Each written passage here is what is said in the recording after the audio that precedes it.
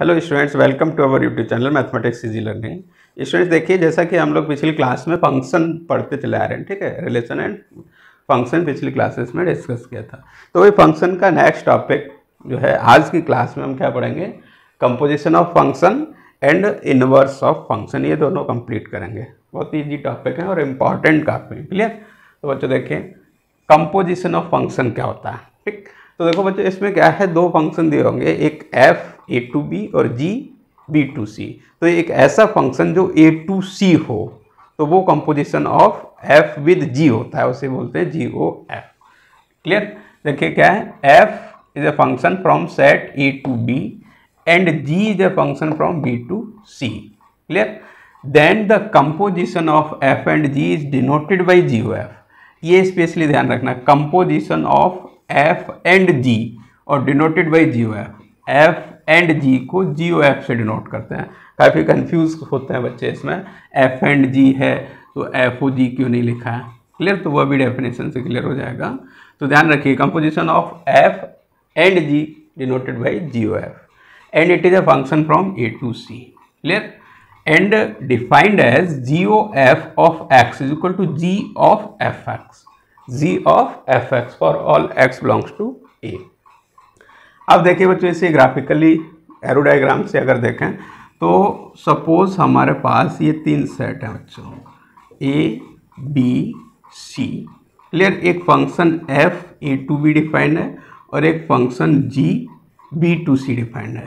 तो एक ऐसा फंक्शन जो a to c डिफाइंड होगा, इसे बोलेंगे function of f and g। इसे लिखेंगे कैसे, GOF से। क्लियर? अब क्या होगा, जैसे सपोज हम अब इसमें B सेट कॉमन होगा, AC चाहे कुछ भी, जैसे हमने लिख लिया है A B C D 1 2 3 4 P Q R S। Clear? ये एलिमेंट ले लिए सेट ए बी कॉमन होगा, ये ध्यान रखना। तो सपोज इसे हमें फंक्शन बनाना है, तो फंक्शन की डेफिनेशन के लिए क्या, इसके सारे एलिमेंट इससे रिलेट होने चाहिए यूनिकली। अब देखो, जैसे ये इससे रिलेट हो गया, ये इससे रिलेट हो गया, ये इससे रिलेट हो गया, सपोज ये इससे रिलेट हो गया। क्लियर? ऐसे यहाँ सपोज 1 इससे रिलेट कर दिया, 2 इससे कर दिया, 3 इससे कर दिया, 4 इससे, कोई भी किसी से भी रिलेट हो सकता है। फंक्शन की कंडीशन सेटिस्फाई करनी चाहिए और जो फंक्शन के टाइप पढ़े, किसी भी टाइप के फंक्शन होने चाहिए बस। अब अगर f को देखें तो f फंक्शन जो है, f फंक्शन अगर हम कार्टेशियन फॉर्म में लिखें तो f फंक्शन होगा हमारा a1 b2 c3 d4। Clear? ये तो बच्चों कार्टेशियन फॉर्म में f फंक्शन है। And g function Cartesian form में क्या होगा, 1s 2p 3q and 4r। ये Cartesian form of function g। अब हमें composition of f and g लिखना है तो GOF लिखना है। तो GOF बच्चों डायरेक्ट अगर देखो एरो डायग्राम से लिखोगे तो हम देख लेंगे कैसे, 1 a का 1 से और 1 का यहाँ किससे है, s से। तो एक पेयर ये मिल गया 1 का a का s, यानी a का क्या हो गया, s हो गया। क्लियर? ऐसे b का क्या है 2 और 2 का क्या है p, तो b का क्या हो गया p, b का इमेज क्या हो गया p। सिमिलरली c का 3 और 3 का q, तो c का इमेज क्या हो गया q। एंड सिमिलरली d का 4 का r, तो d का इमेज क्या हो गया r।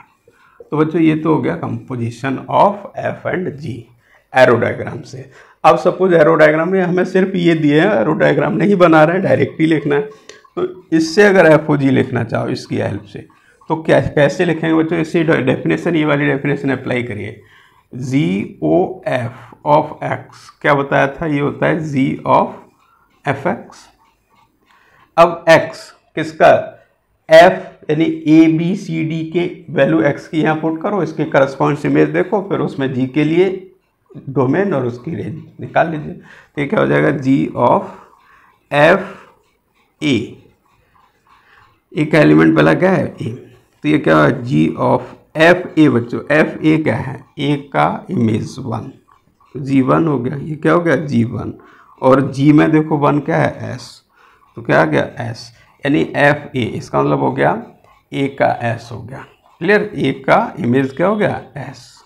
ऐसे ही जी ऑफ एफ, सपोज बी का सर्च करना है, बी का कंपोजिशन में, तो ये क्या होगा, जी ऑफ एफ बी। अब जरा एफ बी देखो, एफ बी क्या है, एफ में बी का इमेज क्या है, 2, ये 2 हो गया। अब जी में 2 देखो, जी का 2 क्या है, पी, तो पी आ गया। तो देखो बी का क्या आ गया, पी, तो भाई बी का पी लिखा है। क्लियर। ऐसे ही सपोज हम सी का सर्च कर रहे हैं, तो जी ऑफ एफ सी, तो क्या देखना है, जी ऑफ एफ सी। तो देखो एफ में सी का इमेज क्या है, 3, तो क्या होगा, जी का जी ऑफ एफ सी क्या है, 3। अब जी 3 देख लीजिए, जी 3 क्या है, क्यू, तो देखो सी का क्यू आ गया। क्लियर। ऐसे निकालते हैं अगर एरो डायग्राम नहीं देखना है तो ये दोनों तरीके से एरो डायग्राम या कार्टेशियन फॉर्म दी हुई है तो आप composition F O g g o F कैसे निकालोगे। ये तो एफ ओ जी के लिए हो गया, ऐसे ही जी ओ एफ के लिए देखना है, जी ओ एफ के लिए, तो इसके लिए ये चेक करना होगा ये इन्वर्टेबल है 1 1 on 2 अगर है तब तो रिवर्स ऑर्डर में भी मिलेगा, अदरवाइज नहीं मिलेगा। क्लियर। तो अब देखो बच्चों, एल्जेब्रिक फॉर्म में अगर क्वेश्चन दिया है तब एफ ओ जी जी ओ एफ या f o f of f कैसे निकालते हैं वो क्वेश्चन करते हैं हम लोग। देखिए स्टूडेंट्स, अब ये कुछ क्वेश्चन है, इनका हम कंपोजिशन निकाल के दिखाते हैं। ठीक है, जैसे बच्चों देखिए कोई एफ और जी दो फंक्शन है, real number to real number, domain और रेंज दोनों रियल है। क्लियर। एफ एक्स है 8x3, जी एक्स है x की power 1/3, then find f O g and g o f. तो बच्चों देखो फर्स्ट हम एफ ओ जी निकाल रहे हैं, क्या निकालना है, एफ ओ जी। तो F O ji of X बच्चों क्या था definition, F of ji x. F O G के लिए क्या लिखेंगे, एफ ऑफ जी एक्स। अब ज़रा यहाँ क्या करिए, जी एक्स फंक्शन देखिए क्या है, जी एक्स क्या है, यहाँ देखो जी एक्स लिखा हुआ है, तो जी एक्स क्या है, एक्स की पावर 1/3, तो यहाँ तो लिख दो एक्स की पावर 1/3।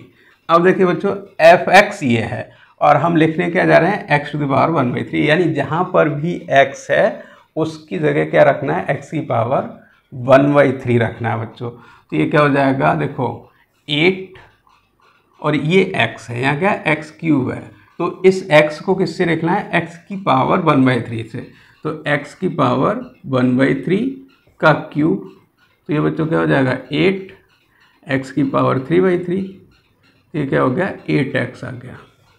बच्चों ये क्या आ गया, एफ ओ जी क्या आ गया आपका, f O ji of x is equal to 8x। तो ये तो आ गया इसका एफ ओ जी। क्लियर। अब जी ओ एफ निकालिए, क्या निकालना है, जी ओ एफ, जी ओ एफ। तो जी ओ एफ क्या होगा, जैसे भी लिखिए G of F X, G of F X, तो ये क्या होगा, जी ऑफ एफ एक्स क्या है, अब एफ एक्स पुट कर लो, एफ एक्स है हमारा 8x क्यूब, क्या है 8x क्यूब। अब बच्चों देखिए जी एक्स ये है, अब ये वैल्यू पूरी कहाँ पुट करना है, x की जगह पर पुट करना है। क्लियर। तो ये क्या हो जाएगा, x की पावर 1/3 यानी इसकी होल की पावर 1/3, 8x क्यूब की पावर 1/3। तो बच्चों ये 8 का क्यूब रूट और x क्यूब का, तो ये क्या हो जाएगा 8 का क्यूब रूट और x 3/3, ये हो गया 2x, ये हो गया जी ओ एफ। तो इस टाइप से तो आप एल्जेब्रिक फंक्शन के कंपोजिशन निकालेंगे।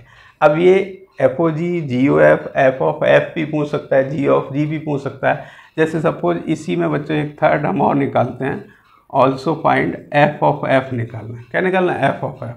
तो इसके लिए क्या करना है, एफ ऑफ एफ एक्स लिख लो, एफ ऑफ एफ एक्स। तो एफ ऑफ एफ एक्स हमारा क्या है 8x क्यूब, क्या है 8x क्यूब। तो अब बच्चों ये वैल्यू फिर से f में x की जगह पुट कर दो, यानी यहाँ पर क्या पुट कर दो 8x क्यूब, तो 8 इंटू 8x क्यूब का क्यूब, तो ये बच्चों हो जाएगा 8 इंटू 8 का क्यूब x की पावर 3 3 9। तो ये हो गया बच्चों, ऐसे निकालेंगे f o f. G of g भी निकाल सकते हैं। ठीक है। अब देखिए इनकी एफ और जी दिया हुआ है, f x mod x, g x mod of 2x - 5। तो इसमें भी हमें सपोज यही निकालना है, एफ ओ जी निकालना है, जी ओ एफ निकालना है। ठीक है। तो एफ ओ जी निकालना है यहाँ पर, f O ji of f, तो ये क्या हो जाएगा f of ji x, f of ji x. अब देखिए एफ ऑफ जी एक्स, तो अंदर वाले फंक्शन को पहले पुट करिए। जी एक्स क्या है, जी एक्स की डेफिनेशन यहाँ पुट कर दीजिए, ठीक है, मॉड ऑफ 2x - 5। तो ये F of mod of 2x - 5 हो गया बच्चों, मॉड, ठीक है, मॉड, ये मॉड है और ये ब्रैकेट है। अब f में ये वैल्यू पुट करना है, यानी यहाँ जो x है इस x को किससे रिप्लेस करना है, जो f ये x है, ठीक है। तो यहाँ तो ये क्या हो जाएगा, मॉड ऑफ, एक तो मॉड ये और यहाँ पर लिखना है मॉड 2x - 5।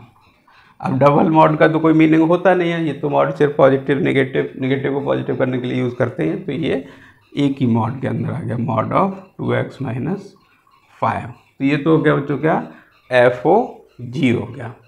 ऐसे ही इसी का जी ओ एफ निकालना है, क्या निकालना है, जी ओ एफ ऑफ एक्स।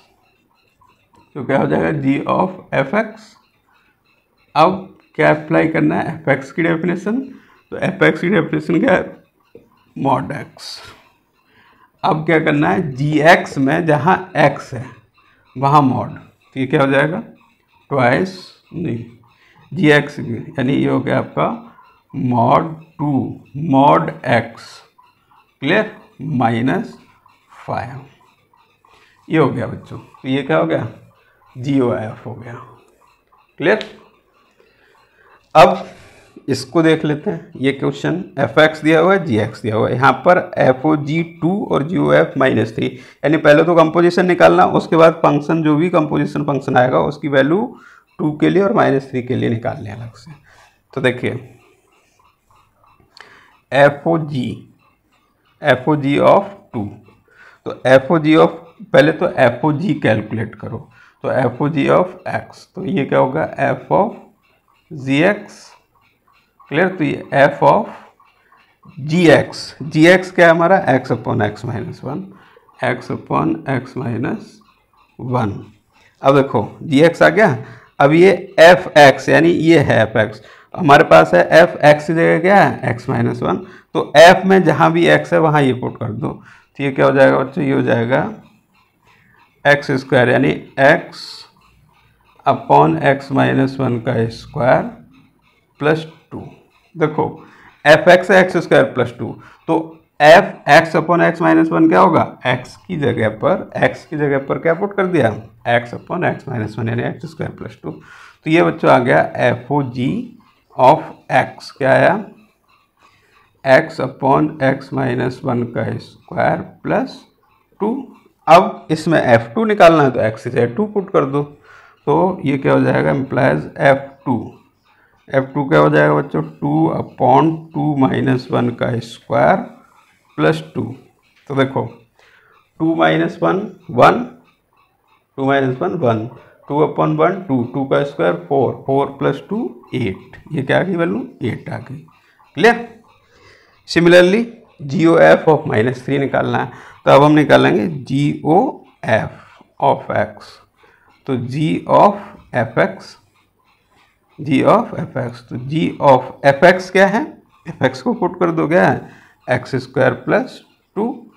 अब जी एक्स में जहाँ भी x है उसे किससे रिप्लेस करना है, x² प्लस 2 से, तो ये हो जाएगा x² plus 2 upon x² plus 2 - 1, ठीक है, जी x अपॉन x - 1, और x को क्या रखने जा रहे हैं, x² प्लस 2, तो x² प्लस 2, x² प्लस 2 - 1।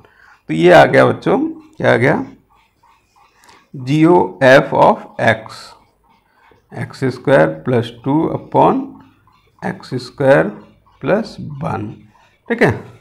अब इसमें जी ओ एफ -3 निकालना है, तो जी ओ एफ ऑफ -3, तो क्या करना है, x को -3 पुट कर दो, तो -3 का स्क्वायर, -3 का square means plus 9, 9 plus 2 upon 9 plus 1, तो ये क्या हो गया, 11/10। तो ये फंक्शन की किसी भी पर्टिकुलर पॉइंट पर वैल्यू निकालने के लिए भी पूछा जा सकता है। तो ये एफ ओ जी जी ओ एफ बच्चों ऐसे निकालते हैं। अब हम पढ़ेंगे इनवर्स, ठीक है। तो इनवर्स में भी हम F O g g o F की जगह कैलकुलेट करेंगे, क्योंकि जब हम इन्वर्स निकालते हैं तो जब फंक्शन इन्वर्टिबल होते हैं तो एफ ओ जी, और अगर एफ और जी दो फंक्शन है और दोनों एक दूसरे का इन्वर्स हैं तो जी ओ एफ या एफ ओ जी दोनों क्या आते हैं, इक्वल आते हैं और वो आइडेंटिकल फंक्शन आते हैं। क्लियर, वो अब करने वाले हैं। देखिए स्टूडेंट्स, अब हम इन्वर्स पढ़ने वाले हैं। ठीक है, क्या है इन्वर्स, फंक्शन का इन्वर्स क्या होता है।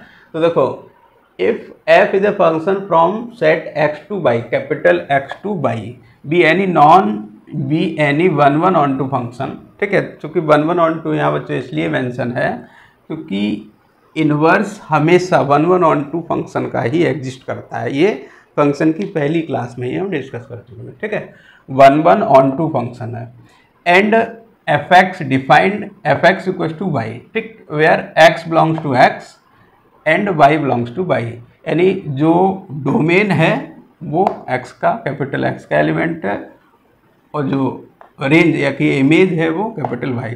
Then f inverse is a function from y to x defined as f inverse y is equal to x। ठीक, क्लियर हो गया। ये तो डेफिनेशन सिंपल। अगर f कोई फंक्शन x टू y है तो एक ऐसा फंक्शन z जो कि y टू x हो। क्लियर, तो डोमेन f का रेंज g का हो जाएगा और रेंज f का डोमेन g का हो जाएगा, तब जो है फंक्शन वो क्या होगा, g इनवर्स ऑफ f होगा। यहाँ g को हम f इनवर्स से ही लिखें तो g भी लिख सकते हो, कोई दिक्कत नहीं है। क्लियर, ये तो हो गया डेफिनेशन फंक्शन। जब भी फंक्शन को अगर इन्वर्स लिखना है तो ये, अदरवाइज सिंपल वे में कोई भी फंक्शन इन्वर्टिबल तभी होगा जब वो वन वन ऑन टू की कंडीशन सेटिस्फाई करेगा।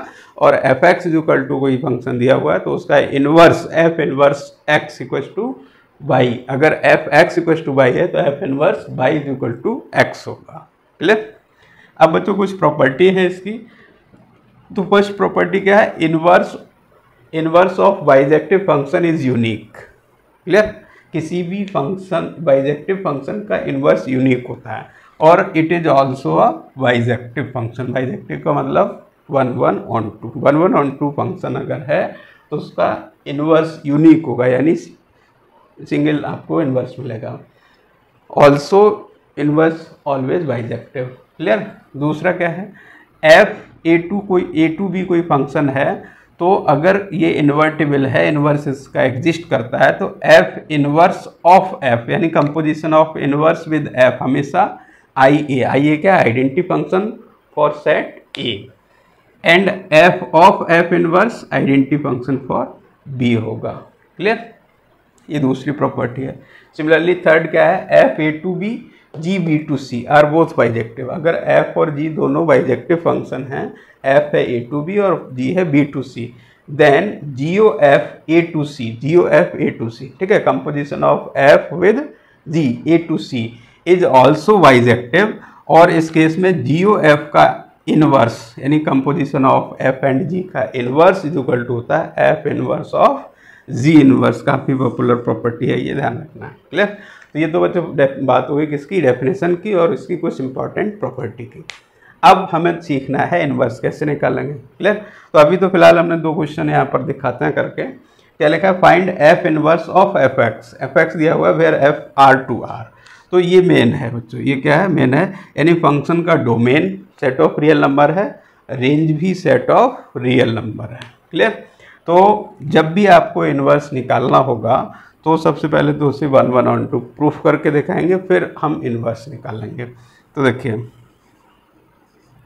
सबसे पहले फॉर वन वन, क्या वन वन, इस क्वेश्चन को ऐसे भी पूछा जा सकता है, check the given function is one one bijective और not, if bijective then find the inverse, या find the inverse if exist. तो पहले ये चेक करेंगे एग्जिस्ट है या नहीं है। एग्जिस्ट कब होगा, जब हम इसे one one onto proof कर देंगे। तो फॉर वन वन के लिए क्या करते हैं बच्चों, ये हमने क्वेश्चन काफ़ी बताए थे पहली वीडियो में। तो लेट कोई भी दो एलिमेंट डोमेन के लिए लीजिए, x1 x2 belongs to r, ठीक है।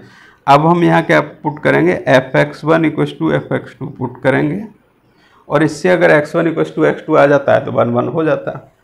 तो इससे बच्चों क्या हो जाएगा, fx1 fx ये है तो इसमें x को x1 पुट कर दो, 10x1 + 7 10x2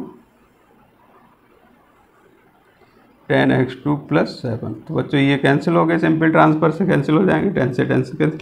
इसका मतलब x1 = x2 आ गया। फंक्शन 1 1 है, यस क्या हो गया 1 1 हो गया, सर्जेक्टिव प्रूफ हो गया। ठीक है, अब फॉर ऑन टू के लिए क्या बताया था बच्चों, let by belongs to range side, ये आर, तो ये भी आर है तो आर। अब क्या पुट करते हैं, fx = by, fx = by, fx क्या है 10x + 7 = बाई। तो ऑन टू के लिए हमने क्या बताया था, यहाँ इसे x के लिए सॉल्व करिए, x की value in terms of y निकालिए। तो बच्चों यहाँ से 10x = बाई, तो x = क्या हो जाएगा y - 7/10। अब हमें ये चेक करना है कि क्या ये रियल होगा। ठीक है, क्या ये रियल होगा, क्योंकि x जो है किसका एलिमेंट, हमारा डोमेन इसका। तो देखिए बाई हमने रियल नंबर लिया, बाई क्या लिया रियल, तो रियल में से 7 माइनस करो रियल ही मिलेगा, और उसे 10 से डिवाइड करो तो भी रियल होगा। तो ये क्या होगा, रियल नंबर होगा। इसका मतलब हो गया implies f is onto also.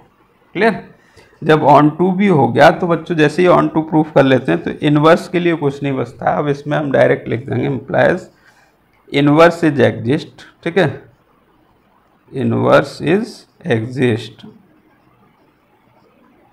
And it is क्या देते हैं f इनवर्स y। ये देखो y में वैल्यू है ना x की, y - 7/10, f इनवर्स y = हो गया y - 7/10। ये आपका इनवर्स हो गया। इसे अगर x में भी कोई लिख देता तो भी कोई प्रॉब्लम नहीं है, तो इसे y को x से रिप्लेस कर दो और कहिए f इनवर्स ऑफ x, क्या लिख देंगे बच्चों x - 7/10। तो ये आपका इनवर्स हो गया।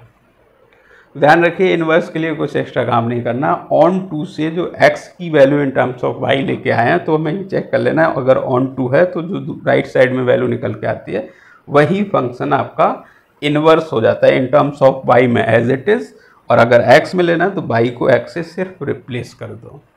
अब देखो बच्चों नेक्स्ट क्वेश्चन और काफ़ी इंपॉर्टेंट क्वेश्चन इसमें है, लेट a, कोई सेट a है जो कि रियल नंबर में से 3 माइनस किया है, रियल नंबर में से 3 माइनस किया है। ठीक है, r - 3 का मतलब क्या, set of all real numbers -3, r - 3 का मतलब सेट ऑफ रियल नंबर्स -3। ठीक है, एक्सेप्ट 3 ऑल रियल नंबर, ये तो डोमेन हो गया।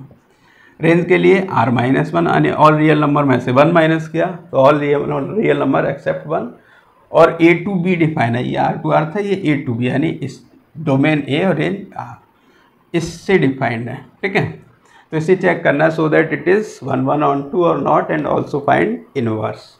तो देखिए बच्चों अब इसमें हम पहले 1 1 ऑन टू प्रूव करेंगे, क्या फॉर 1 1।